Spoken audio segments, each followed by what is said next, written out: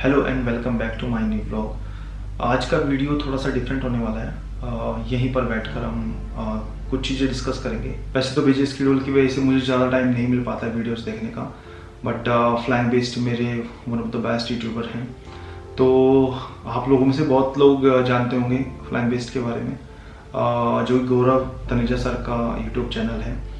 उसी चैनल पर कुछ दिन पहले गौरव सर ने एक वीडियो डाली है, और उसी वीडियो के बारे में आज मैं थोड़ी बहुत बात करने जा रहा हूँ। अभी हाल ही में उन्होंने एक वीडियो अपलोड करी है जिसमें उन्होंने बताया है कुछ थोड़ा सा सिक्योरिटी रिस्क के बारे में। हर कंपनी में दो तरह के लोग होते हैं। एक वो जिनको पता होता है कि ये सारी चीज़ें चल रही हैं, बट वो खामोश रहते हैं, चुप रहते हैं, उनको कुछ खास मतलब नहीं रहता है। और दूसरे तरीके के लोग वो होते हैं जिनको पता होता है कि हाँ, यहाँ पर ये चीज़ें ठीक नहीं चल रही हैं और सिस्टम को थोड़ा सा ठीक करने की ज़रूरत है। बट उनमें से भी बहुत कम लोग ऐसे हैं जो आवाज़ को उठा पाते हैं। बट ऐसा क्यों होता है? ऐसा इसलिए होता है क्योंकि वो लोग अपनी फैमिली की तरफ देखते हैं। उनको पता होता है कि फैमिली चलानी है। अगर जॉब छूटती है तो एकदम से फाइनेंशियल क्राइसिस भी आ सकते हैं। तो बहुत कम लोग होते हैं जो सिस्टम के खिलाफ आवाज़ उठाते हैं, जो बताते हैं कि हाँ, इन चीज़ों पे इम्प्रूवमेंट होनी चाहिए। क्योंकि जब आप इम्प्रूवमेंट की बात करते हैं तो बहुत सारे लोगों को वो चीज़ें पसंद नहीं होती, हजम नहीं होती है। मैं 3 इश्यूज़ के बारे में बात करूंगा जो कि गौरव सर ने अपनी वीडियो में बताया। पहला इशू है सिक लीव्स का। हर कंपनी में सिक लीव्स का प्रावधान है, ताकि अगर कोई एम्प्लॉइज किसी दिन अस्वस्थ है, सिक है, तो वो रेस्ट कर सकता है और उस दिन का उसको पे आउट हो जाएगा। यहाँ पर गौरव सर बताते हैं कि उनकी कंपनी यानी कि एयर एशिया एयरलाइंस में सिक लीव्स का कोई प्रावधान नहीं है। अगर वो बीमार हो जाते हैं और वो वहाँ पर छुट्टी ले लेते हैं तो उस कंडीशन में उनका जो नेक्स्ट वीक ऑफ होगा, डे ऑफ होगा, तो वो पहले से काउंट हो जाएगा। इस वजह से पायलट्स के ऊपर प्रेशर क्रिएट होता है और वो बीमार होने के बावजूद भी काम पर जाने की कोशिश करते हैं। अब जरा आप सोचिए कि अगर आप सिक हैं तो आप काम कैसे करोगे? पायलट्स के साथ तो ये और भी मुश्किल हो जाता है क्योंकि उनको अटेंशन देनी होती है और जो पीछे पैसेंजर्स बैठे हुए हैं उनकी सिक्योरिटी का बहुत ख्याल रखना होता है। तो अगर आप सिक हैं, आप पायलट हैं और एंजाइटी फील कर रहे हैं, तो वो एक बहुत ही सिक्योरिटी का कंसर्न हो जाता है। तो ये एक बहुत ही मेजर इशू है जो गौरव सर ने उठाया अपनी वीडियो में। सेकेंड इशू जो रेज किया गया है गौरव सर की तरफ से वो है लैंडिंग को लेके। बेसिकली किसी भी एयरक्राफ्ट को दो तरीके से लैंड किया जा सकता है, एक फ्लैप 3 और एक फुल फ्लैप। मैं ज़्यादा टेक्निकली तो नहीं जाऊँगा just because of I don't know much, but हाँ, थोड़ा सा इतना बता पाऊँगा कि फ्लैप 3 में थोड़ा सा स्टीप लैंडिंग होती है और फुल फ्लैप ज़्यादा कन्वीनियंट होता है, कंट्रोल्ड होता है और उसके थ्रू इजीली एयरक्राफ्ट को लैंड किया जा सकता है। एग्जाम्पल के तौर पे अगर आप फ्लैप 3 में किसी भी एयरक्राफ्ट को लैंड करते हैं, जैसे कि दिल्ली जैसा कोई एरिया है, तो आप इजीली फ्लैप 3 में एयरक्राफ्ट को लैंड कर सकते हैं। But when it comes to hilly area तो वहाँ पे बहुत मुश्किल होता है फ्लैप 3 में लैंड करना। तो वहाँ पे फुल फ्लैप में ही लैंड किया जा सकता है क्योंकि वहाँ पे बड़ी बड़ी हिल्स होती हैं और ज़्यादा टाइम नहीं होता है लैंड करने के लिए। बट गौरव सर ने बताया कि एयर एशिया ने सभी अपने पायलट्स को बोला हुआ है कि 98% आपको फ्लैप 3 ही लैंड करना पड़ेगा।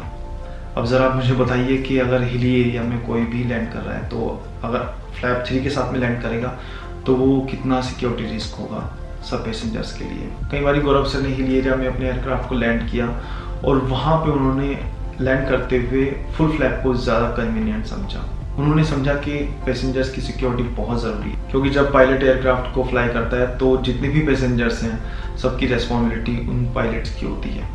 तो ये सेकंड इशू उन्होंने रेज किया है। अब ऐसे में जो एयर एशिया ने अपने पायलट्स को 98% बोला हुआ है कि आप फ्लैप 3 में लैंड करें, तो वो टारगेट को अचीव करने के लिए मैक्सिमम पायलट्स मैक्सिमम सिचुएशन में फ्लैप 3 में ही लैंड करेंगे।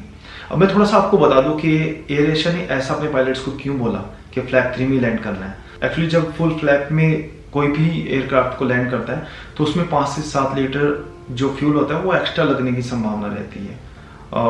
बट जब फ्लैप 3 में लैंड करते हैं तो उसमें वो फ्यूल बच जाता है। अभी देखिए कि मात्र 5 से 7 लीटर पेट्रोल के चक्कर में कितनी जानें जोखिम में जा सकती हैं। बट जब हादसा हो जाता है तो सब लोग बोलते हैं कि सिक्योरिटी फर्स्ट, और ये 5 से 7 या 10 लीटर फ्यूल कुछ भी नहीं है एक इंसान की ज़िंदगी के लिए। और थर्ड इशू जो गौरव सर ने अपनी वीडियो में रेज किया है वो बहुत ही क्रिटिकल है। जैसे कि कोविड-19 अभी बहुत ज़बरदस्त फैला हुआ है इंडिया में, तो गौरव सर ने बताया कि स्टार्टिंग में मैक्सिमम लोग जो बाहर से आ रहे थे या तो वो मुंबई लैंड कर रहे थे या फिर दिल्ली। तो गौरव सर ने बताया कि स्टार्टिंग में एयर एशिया ने कोई भी कोविड-19 के लिए गाइडलाइन फॉलो नहीं की, कोई भी ऐसे इक्विपमेंट्स नहीं लगवाई या फिर पीपी किट या फिर और ज़रूरी सामान। अब मुझे नहीं पता कि ऐसा क्यों किया गया, बट गौरव सर ने ये चीज़ें उठाई हैं। अब अगर ऐसा हुआ है या फिर ऐसा एयर एशिया ने किया है तो ये देखिए कि क्योंकि मैक्सिमम जो पेशेंट आए हैं वो एयरपोर्ट्स के थ्रू ही आए हैं, अगर शुरू में ही उनको वहाँ पे पकड़ लिया जाता या फिर शुरू में वहाँ पे वो चीज़ें कैप्चर हो जाती तो हम इतनी बड़ी महामारी से बच सकते थे। तो ये सारी चीज़ें डिस्कस की हैं गौरव सर ने अपनी वीडियोस में, और उन्होंने खुलकर बेबाकी से बातों को रखा है। तो उन्होंने लिखित तौर पर कई बार एयर एशिया को दी, DSCA को भी उन्होंने कई बार ट्वीट्स और कई बार मेल किए, बट कभी भी उनके पास में लिखित तौर पे कोई भी एक्नॉलेजमेंट नहीं आया, बट अनफॉर्चुनेटली उनको सस्पेंड कर दिया जाता है। तो अब देखिए कि कितनी दुर्भाग्य की बात है। पहले तो मतलब कोई आवाज़ नहीं उठाता है, पर जब कोई आवाज़ उठाता है वो भी किसकी सिक्योरिटी के लिए, हम सब की सिक्योरिटी के लिए, तो उनकी आवाज़ को दबाने की कोशिश की जाती है और उनको उनकी जॉब से निकाला जाता है। तो ये बहुत ही गलत बात है और हमें जागरूक होने की ज़रूरत है।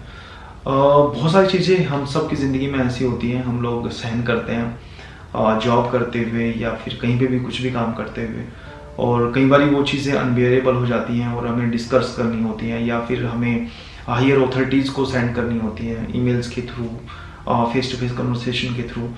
और जब आपकी बातों को अमल में ना लाया जाए या फिर आपकी बातों को ना सुना जाए या फिर अनसुना कर दिया जाए तो बहुत बुरा फील होता है, और ऐसी कंडीशन में बहुत लोग गलत डिसीजन ले लेते हैं। तो मुझे पर्सनली बहुत बुरा फील हुआ जब मैंने वो वीडियो देखी और मुझे पता चला कि गौरव सर को सस्पेंड कर दिया गया है उनकी जॉब से, जस्ट बिकॉज ऑफ कि उन्होंने आवाज़ उठाई थी, जस्ट बिकॉज ऑफ कि उन्होंने जो बैड सिस्टम है उसको इम्प्रूव करने के लिए आवाज़ उठाई थी।